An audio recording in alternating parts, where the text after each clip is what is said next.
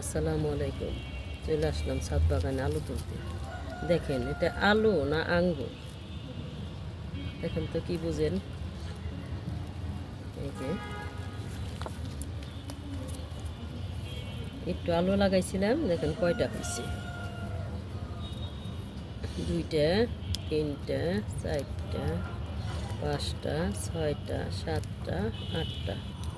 একটু বড় হইতো, পেঁয়াজ লাগানোর জন্য তুলে ফেলাইছি। এই দেখেন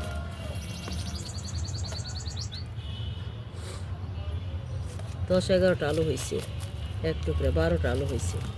এই যে একটা, এই যে একটা, 2 টুকরা আলু লাগাইছি। এই আলুগুলি হইল আমার। আর এই দেখেন কপি পুরাটা উঠায় না খাইলে কি হয়, যে কপির দানার আমার কিনতে হবে না, এটা দিয়ে আমার কপির দানা হয়ে যাবে।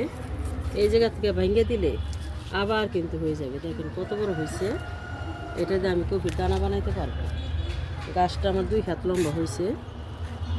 এই দেখেন মালটা গাছের গোড়ায় কপি গাছ লাগাইছি, আলু লাগাইছি, মিষ্টি আলু। আর দেখেন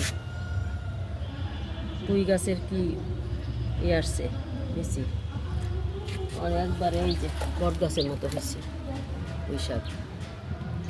আল্লাহর রহমত, আপনাদের দোয়ার বরকতে ভিডিওটা যদি ভালো লাগে লাইক কমেন্ট শেয়ার করবেন। আসসালামু আলাইকুম।